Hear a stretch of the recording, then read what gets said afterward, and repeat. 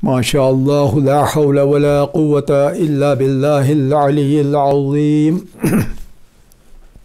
हस्बुनल्लाहु व निअमल वकील व निअमल मौला व निअमन नसीर। अल्हम्दुलिल्लाहि व कफ़ा समिअल्लाहु लिमन दआ लैसा वराअल्लाहिल मुंतहा व मन यअतसम बिल्लाहि नजा। वस्सलातु वस्सलामु अला इबादिहिल्लज़ीना इस्तफ़ा मुहम्मदिन व आलिहि तय्यिबीन अत्ताहिरीन मसाबिहुद्दुजा व रहमतुल्लाहि व बरकातुहु अला मन इत्तबअल हुदा। रब्बि इश्रह ली सदरी व यस्सिर ली अमरी वहलुल उक़दतम मिन लिसानी यफ़क़हू क़ौली। रब्बि यस्सिर वला तुअस्सिर व तम्मिम बिल खैर आमीन या रब्बल आलमीन।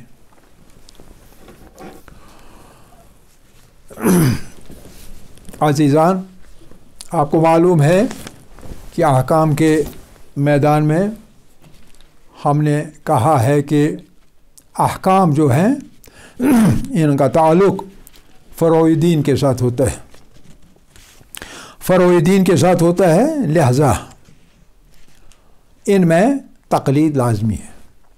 क्योंकि अहकाम हासिल करना, अहकाम का इस्तिखराज, अहकाम का इस्तिंबात, ये बहुत महारत का काम है, हर किसी के बस की बात नहीं है।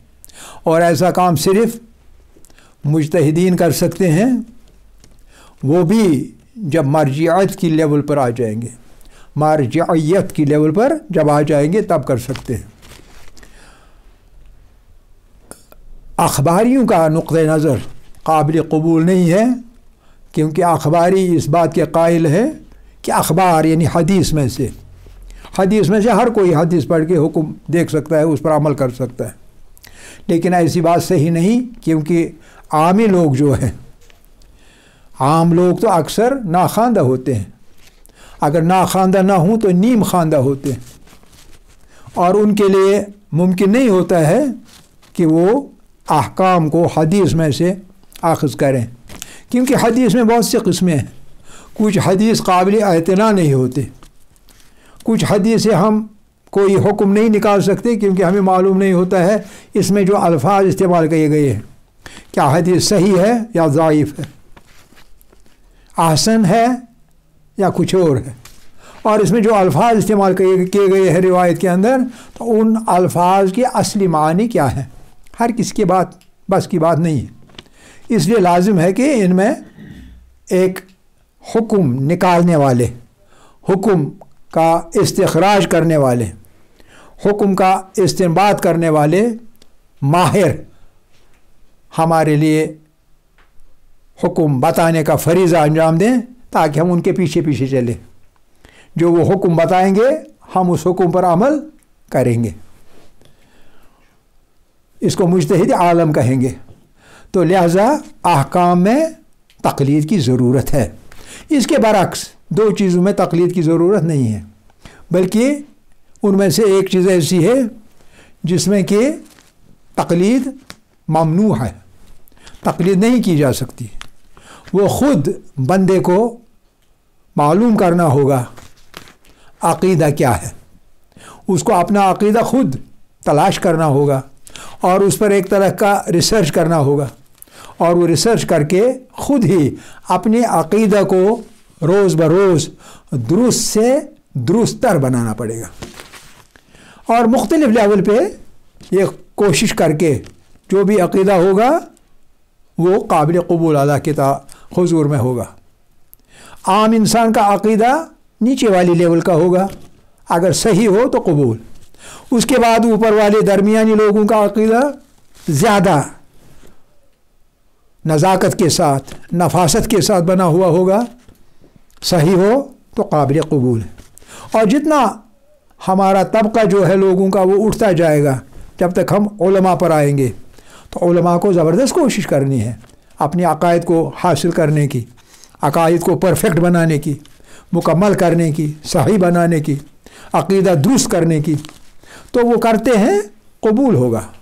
मैंने एक दिन मिसाल दी थी उस ऊन काटने वाली बुढ़िया की, اور اس نے توحید کا عقیدہ اس طرح سے اپنا درست کیا تھا کہ بوڑھی اماں آپ کو کیسے یقین ہے کہ اللہ ہے؟ اس نے کہا کہ کیوں نہیں ہونا چاہیے، کہ میرے ہاتھ سامنے ایک جو چرخہ ہوتا ہے، تو یہ چرخے کو دیکھ کر میں دیکھ رہی ہوں کہ یہ تو ایک نجار نے بنایا ہے۔ جب نجار نے چرخہ بنایا ہے، اب میں کائنات پہ نظر ڈال رہی ہوں اپنے ارد گرد اوپر بھی نیچے، تو جو چیزیں اس دنیا میں موجود ہیں تو وہ بھی کسی نے بنائی ہوں گی۔ اور جس طرح سے میں یہ انگلی سے چرخے کو چلانے میں مصروف ہوں، تو اس طرح سے اس دنیا کو بھی چلانے میں کوئی نہ کوئی مصروف ہوگا۔ تو بنانے والا اور نظام عالم کو چلانے والا وہ تو وہی ہوگا جس کو میں اللہ کہتی ہوں یا خدا کہتی ہوں۔ تو جو اس کا جو طریقہ استدلال تھا، دلیل اور برہان قائم کرنے کا، وہ پاس درجے کا تھا، لیکن عقیدہ درست تھا، لہذا قبول ہے، خدا کے پاس قبول ہے۔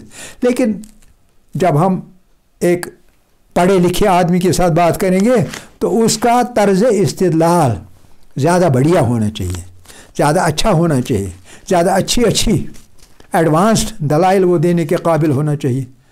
اور جب علماء پر آئیں گے تو دلائل اور زیادہ بسیط نہیں بلکہ پیچیدہ تر ہونے چاہیے، پیچیدہ دلائل بن جانے چاہیے۔ آپ سمجھ رہے میری بات؟ تو لہٰذا ان کا استدلال زیادہ ہی بالکل یعنی جس کو ہم کہتے ہیں فول پروف، جس میں کہیں کوئی گھسنے کی جگہ نہ ہو، جو آپ کا مخالف ہو اسے کہیں گھسنے کی جگہ نہ ملے بلکہ قائل ہو جائے، تو ایسا طریقہ استدلال علماء کا ہونا چاہیے۔ تو لیکن یہ کہ اس میں واجب ہے، عقائد میں واجب ہے استدلال خود کرنا۔ آج کل پرابلم یہ ہے کہ بچے جو ہے وہ ایک خاص مذہب کے ساتھ، ایک خاص مسلک کے ساتھ تعلق رکھتے ہیں، اس وجہ سے کہ وہ ایسے ہی گھرانے میں پیدا ہوئے۔ مسلمان ہیں، کیوں مسلمان ہیں؟ کیونکہ گھر جس میں پیدا ہوا وہ مسلمان تھا، یعنی وراثت والا دین۔ آپ کو اسلام ملا ہے لیکن وراثت سے، باپ بھی مسلمان تھا، ماں بھی مسلمان تھی، اپنے طور پہ آپ نے حاصل نہیں کیا۔ لیکن جو یہ وراثتی دین ہوتا ہے، ماں باپ کی وجہ سے، محلے کی وجہ سے، اپنے کمیونٹی کی وجہ سے جو دین ملا ہے، یہ والا دین قابل قدر نہیں ہوتا ہے، اس کی قدر و منزلت نہیں ہوتی ہے۔ اس کی قدر و منزلت کیوں نہیں ہے؟ کیونکہ اس میں بھی آپ ایک تقلید سے اصول دین حاصل کرتے ہیں، جبکہ اصول دین میں تقلید ممنوع ہے، اس کی ممانعت ہے۔ جو اصول دین کے مختلف عقائد ہیں وہ آپ کو ریسرچ کے ذریعے سے، تحقیق کے ذریعے سے، اپنے ذاتی استدلال کے ذریعے سے وہ حاصل کرنے ہوں گے، تبھی جو آپ کے عقائد ہوں گے وہ قابل قبول ہوں گے، اور آپ کا دین جو ہوگا وہ آپ کا دین ہوگا، آپ کے باپ دادا کا دین نہیں ہوگا۔ اچھی طرح سمجھ رہے ہیں کہ نہیں؟ لہذا اصول دین میں تقلید، چاہے مجتہد کی، چاہے ماں باپ کی، جو ماں باپ نے کہا وہی میں نے قبول کیا، یہ نہیں ہونا چاہیے۔ نہیں، ہر کسی کا اپنا اپنا کوشش کر کے نقطۂ نظر بنا ہوا ہونا چاہیے عقائد کے بارے میں، تب وہ قابل قدر ہے، اس کی قدر و منزلت ہے۔ اگر ایسا نہیں ہے تو ہمارے عقائد کی کوئی قدر و منزلت نہیں ہے۔ اور اسی لیے کبھی کبھی ایسا ہوتا ہے کہ کسی دوسرے مسلک والے، کسی دوسرے مذہب والے کے ساتھ آپ کی بات چیت ہوتی ہے، وہ آپ سے سوالات کرتا ہے، آپ کا اپنا بن کے پوچھتا رہتا ہے، اور پھر اپنا جو ان کا بلیف سسٹم ہے، عقائد کا نظام جو ہے، اپنا اصول دین جو ہے، وہ آپ کے سامنے پیش کرتا ہے بڑے دلکش پیرائے میں، اور آپ کے عقائد کی خامیاں بتانے لگتا ہے۔ اور چونکہ آپ کو اپنے عقائد پہ استدلال کرنے کی عادت نہیں ہوتی ہے، اور آپ نے اپنے عقائد اپنے نہیں بنائے ہوتے بلکہ ماں باپ کے پکڑے ہوئے ہوتے ہیں، تو لہٰذا آپ اس کے سامنے عاجز آ جاتے ہیں، اس کے سامنے آپ بات کرنے سے، بحث مباحثہ کرنے سے تنگ آتے ہیں۔ جب آپ عاجز ہو جاتے ہیں تو وہ اپنی جو بلیف سسٹم کی بڑھائی، برتری، اس کو ثابت کرتا ہے، اور آپ دھیرے دھیرے اس کے عقائد کے سسٹم کی طرف مائل ہو جاتے ہیں، اور ایک وقت آتا ہے ہر کوئی کہنے لگتا ہے فلاں شخص فلاں مسلک کی طرف پھر گیا۔ کیوں بھائی ایسا کیوں ہوا؟ یہ کیسے ہوا؟ یہ اس لیے ہوتا ہے کہ اس نے اپنا جو بلیف سسٹم ہے وہ اپنے آباء و اجداد سے، بھائیوں سے، بہنوں سے، گھر سے، ہمسائیگی سے، کہیں سے لیا ہوتا ہے، خود حاصل نہیں کیا ہوتا۔ اگر حاصل خود کیا ہوتا، اس نے محنت کی ہوتی، جو آرگومنٹس ہیں، جو دلائل ہیں، ان کو انڈرسٹینڈ کیا ہوتا، جان لیا ہوتا، سمجھ لیا ہوتا، پہچان لیا ہوتا، اور اس طرح سے اپنے عقائد کی، باقی عقائد کے اوپر برتری، بہتری اور برتری اس کے ذہن میں بیٹھی ہوئی ہوتی، وہ کسی کا بننے کے بجائے ہر کسی کو اپنا بنا لیتا۔ آپ میری بات میرے خیال میں سمجھ رہے ہیں۔ تو لہذا اصول دین میں تقلید ممنوع ہے، اور اس کے علاوہ دوسری ایک چیز میں ممنوع ہے، اور وہ ہے ضروریات دین۔ ضروریات دین کے واجب ہونے کی، کچھ ضروریات دین کی ایسی ہیں ان کا واجب ہونا طے ہے،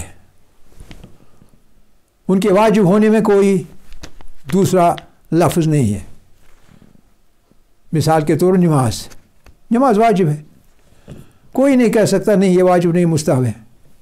جو مستحب نمازیں ہیں وہ اپنی جگہ، لیکن جو 5 وقت کی نمازیں ہیں اور اس کے علاوہ کئی اور نمازیں یہ تو واجب ہیں۔ ان کا واجب ہونا، آپ کو کوئی مجتہد مثال کے طور پر نکلے گا، وہ کہے گا یہ واجب نہیں ہے، تو کیا آپ اس کی تقلید کریں گے؟ جی نہیں، اس میں تقلید نہیں ہے۔ ضروریات دین کے واجب ہونے میں تقلید نہیں ہے۔ روزہ ضروری چیز ہے اسلام کا، تقلید نہیں ہے، ماننا ہے۔ ہاں اس کے مسائل جو ہیں ان مسائل میں تقلید ہے، لیکن خود روزہ کے واجب ہونے میں، خود حج کے واجب ہونے میں، مثال کے طور یہاں کچھ لوگ ہیں آپ کی نظر میں بھی ہوں گے، بہت مالدار ہیں، استطاعت ہے ان کی حج پہ جانے کی، لیکن حج نہیں کرتے۔ کہتے ہیں کیوں حج نہیں کر رہے ہیں جناب؟ کہتے ہیں میری ہمسائیگی میں بیٹیاں ہیں، کوئی یوں کی میری اپنی بیٹیاں ہیں، بیٹے ہیں، جب تک میں ان کو میں رشتہ ازدواج میں کسی نے کسی طرح اپنے کندھے سے اتار دوں تب تک میں حج کیسے کر سکتا؟ مستطیع ہو کر بھی اللہ تعالیٰ قرآن میں فرماتا ہے جو مستطیع ہے اور وہ حج نہیں کرتا ہے، تو اس صورت میں کیا ہے کہ اللہ غنی ہے ایسے لوگوں سے، کہ ایسے لوگوں سے لفظ استعمال کرتا ہے کافرین سے، نہ ماننے والوں سے، حج پہ نہ جانے والوں سے، اگرچہ مستطیع ہے، تو انہوں نے کتنا بڑا ضروری چیز جو ہے وہ چھوڑ دیا، ترک کیا، لفظ استعمال ہوا کافر۔ آپ سمجھیں گے؟ اب اندازہ کہاں گئے؟ اب تقلید کی ضرورت ہے نہیں۔ حج کرنا ضروریات دین میں سے ہے، اور بہت اہم ضروریات دین میں سے، کیونکہ یہ بدنی عبادت ہی نہیں، یہ سیاسی عبادت بھی ہے، اجتماعی عبادت ہے، اس کو کیسے چھوڑا جا سکتا ہے؟ جب آپ مستطیع نہ ہو، آپ کو پورا خرچہ یہاں سے جانے کا وہاں سے واپس آنے کا آپ کے پاس نہ ہو، ٹھیک ہے، پھر آپ کے اوپر حج واجب نہیں، لیکن جب ہے تو حج واجب ہو گیا۔ واجب ہو گیا تو یہ کہنے کی آپ کے پاس گنجائش نہیں کہ آپ کہیں گے میری ہمسائیگی میں لڑکیاں ہیں، ان کو کسی نہ کسی طرح سے بیاہنا ہے، تب جا کے میں حج کروں گا۔ نہیں بابا، یہ آپ کی ذمہ داری نہیں، وہ اللہ کی ذمہ داری ہے، آپ کون ہوتے ہو؟ سمجھ گئے نہیں؟ فلاں آدمی اس نے حج نہیں کیا لیکن وہ 10 حج کرتا ہے، کیا کرتا ہے جی؟ وہ جی چوری چھپے لوگوں کی مدد کرتا ہے، تو وہ بھی تو حج ہے، لیکن وہ حج کیسے ہوا؟ وہ تو حج نہیں ہے، حج اس سے چھوٹ جاتا ہے، اور جب ایسی چیز چھوٹ جاتی ہے تو وہ اللہ کے حکم کی سرتابی کرتا ہے، اور جب سرتابی کرتا ہے، جو کوئی سرتابی کرے اللہ کے حکم کی، تو وہ اس نے کفر کیا۔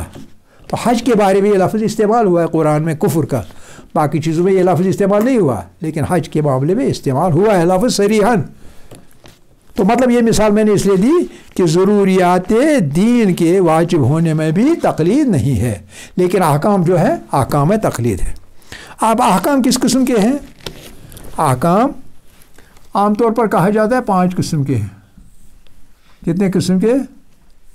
5 قسم کے۔ ایک ہوتا ہے واجب، آپ کو معلوم ہے کیا ہوتا ہے واجب کسے کہتے ہیں. دوسرا ہوتا ہے مستحب،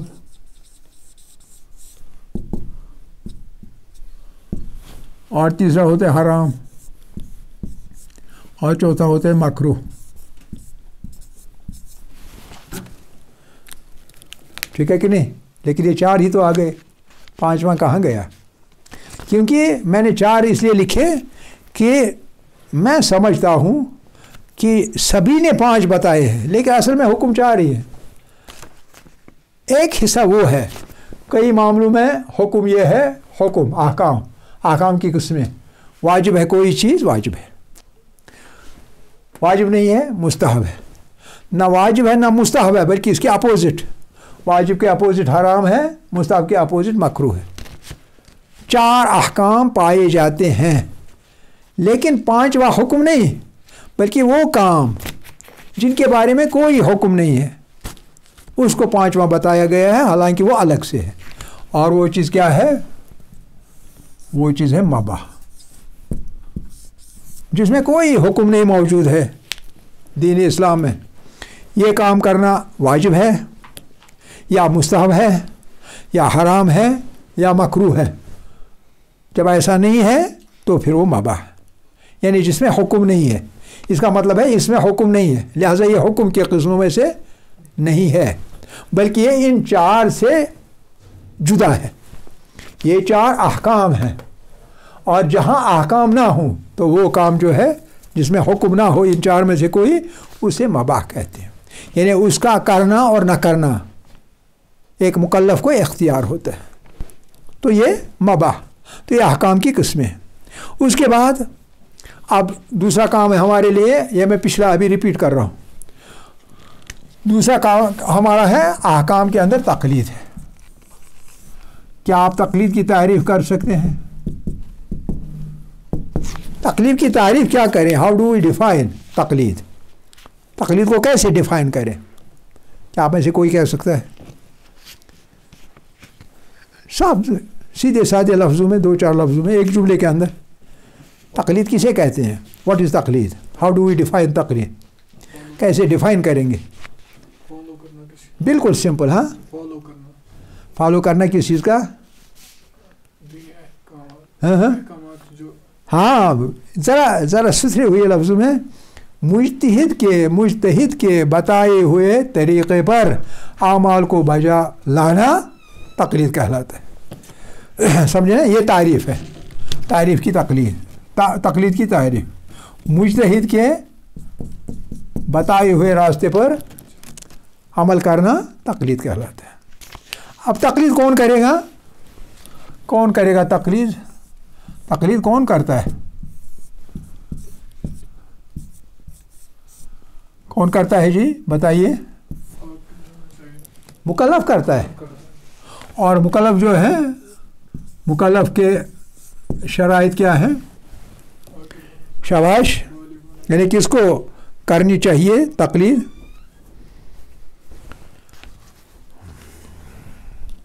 دیکھیے اس کی شرائط 3 ہیں. ایک ہے کہ آدمی بالغ ہو، یعنی پہلی شرط ہے بلوغ. اور دوسری شرط ہے عقل ہونی چاہیے. اور تیسری شرط ہے قدرت ہونی چاہیے. بلوغ کا مطلب وہ بالغ ہونا چاہیے، عقل کا مطلب وہ عاقل ہونا چاہیے. عاقل نہ ہو، ایڈیٹ ہو، کیا اس پہ تکلیف ہے؟ نہیں ہے، اس پہ تکلیف نہیں. اور تیسری چیز قدرت ہونی چاہیے، یعنی وہ کام کرنے کے قابل ہونا چاہیے، جسمانی استطاعت ہونی چاہیے. سمجھ رہے ہیں کہ نہیں؟ مختلف مثال کے روزوں کا ہم ذکر چھیڑیں گے، اس کی بات کریں گے. روزہ وہی رکھ سکتا ہے جو روزہ رکھ سکے، قدرت ہو روزہ رکھنے کی. اگر کوئی ایسی جسم میں بیماری ہو کہ اسے ضرر پہنچے روزوں سے، کیا وہ روزہ رکھ سکتا ہے؟ نہیں. جب ایسی بات کوئی نہ ہو تو روزہ واجب. اگر ایسی بات کوئی ہو نقصان پہنچے تو روزہ حرام. جو واجب تھی وہ حرام بن گیا. یہی مطلب ہے قدرت کا. اب جہاں تک بلوغ کا تعلق ہے، بلوغ میں کتنی چیزیں ہیں؟ پھر 3 چیزیں کون سی؟ زیر ناف بالوں کا اگنا، سخت بالوں کا اگنا، زیر ناف بال، اور دوسری چیز کیا تھی؟ ہاں کیا؟ احتلام، سوتے یا جاگتے میں احتلام ہو جائے، احتلام، اور تیسری چیز کیا تھی بہت ضروری؟ ہاں عمر لڑکی کی ہونی چاہیے، لڑکے کی عمر کتنی ہونی چاہیے؟ 14-20 ہونا چاہیے، اور لڑکی کے بارے میں 8 20 اور 21 ہونا چاہیے، یعنی 14 سال 6 مہینے 14 دن اور 20 گھنٹے، اور لڑکی کے بارے میں 8 سال 8 مہینے 20 دن اور 21 گھنٹے، تقریباً تھوڑا سا فرق تھا جو ہم نے اس دن کیلکولیٹ کیا۔ یہ ان دو کی، مرد کی یہ عمر، مرد کے لیے یہ عمر، مرد کی عمر، اور یہ عورت کی عمر، لڑکے کی عمر، لڑکی کی عمر 14 سال شمسی، ہم شمسی بات کریں، قمری 15 سال، لیکن شمسی حساب سے وہ کیا بنتے ہیں؟ 14 سال 6 مہینے 14 دن اور 20 گھنٹے، لیکن لڑکی کے معاملے میں 8 سال 8 مہینے 20 دن اور 21 گھنٹے شمسی حساب سے، لیکن قمری حساب سے 9 سال، قمری 9 سال۔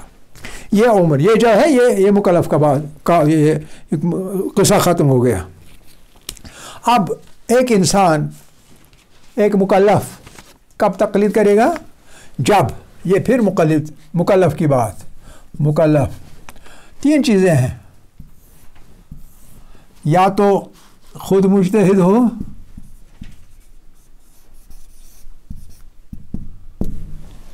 خود مجتہد ہو، یا احتیاط کرنے کے قابل ہو، احتیاط کر سکے، عمل بہ احتیاط ہو، یا اگر نہ ہو، نہ یہ ہو اور نہ یہ ہو، نہ مجتہد آدمی خود ہو اور نہ احتیاط پر عمل کرنے کے قابل ہو، یعنی اتنا علم نہ ہو کہ بہت سارے مراجع کے آپس میں جو فتاویٰ ہیں ان فتاویٰ میں فرق کر سکے، تو اس صورت میں تیسرا صرف ایک راستہ بچتا ہے، اور وہ ہے تقلید کا۔ یہ مکلف کا قصہ ختم ہو گیا۔ اب مجتہد کا قصہ، مجتہد اب کس کی؟ یہ ہے کون تقلید کرتا ہے، تقلید کون کرتا ہے، اور دوسرا ہے کس کی کرتا ہے، کس کی کرتا ہے، یعنی کس کی تقلید کرتا ہے۔ اب تقلید کس کی کرتا ہے؟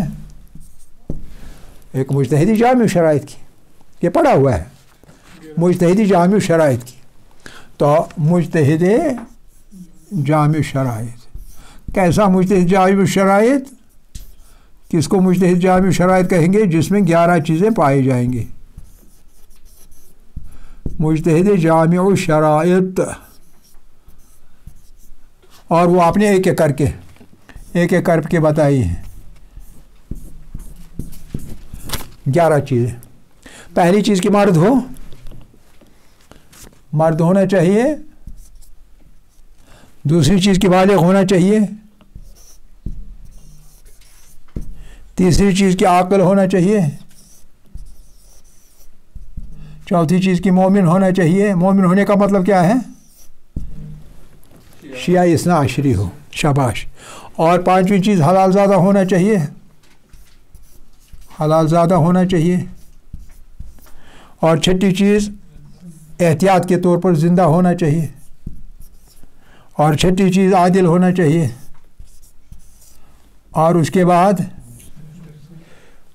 مجتہد تو ہونا ہی چاہیے، اور پھر احتیاط کے طور پر عالم ہونا چاہیے۔ عالم کے بعد 2 چیزیں، ایک اپنے نفس سے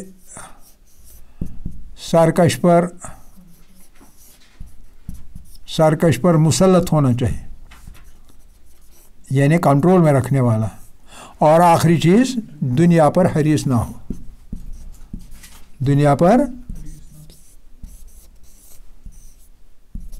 हरीस ना हो। ठीक है कि नहीं? ये मुजतहिद की शराइत, मर्द हो, बालिग हो, आकिल हो, मोमिन हो, हलाल ज़ादा हो, ज़िंदा हो, ज़िंदा बाय एहतियात, आलम में भी एहतियात, ज़िंदा में भी, आदिल हो, मुजतहिद हो, आलम हो, नफ्स सरकश पर मुसल्लत हो, अपने नफ्स सरकश पर, और आखिर पर दुनिया पर हरीस ना हो, दुनिया उसके ऊपर काबिज ना हो। यह मुजतहिद की शराइत। अब अगला मसला, लेकिन टाइम ख़त्म हो गया, इसलिए इंशाअल्लाह ये हमने पिछले का रिवीजन कर लिया, क्योंकि बीच में बहुत सारा टाइम गुजर गया, इसलिए ज़रूरत महसूस हुई कि रिवीजन किया जाए। और कैसे किया जाए? ऐसे तरीके से किया जाए कि एकदम से सबका सब जहन में रहे। हर किसी चीज़ को लिया, उसके बता दिए कितनी शाखें, आप समझ रहे, हर चीज़ की शाख है, और यहाँ 11 शाखें, और यहाँ ब्लॉक के अंदर ये उम्र की बात। ठीक है कि नहीं? जहन में रहेगा। आप एक चार्ट की सूरत में अपनी जगह रखा करें ये नोट्स, इंशाल्लाह आपको सहूलत रहेगी। आखिर दावाना अनिल हम्दुलिल्लाहि रब्बिल आलमीन।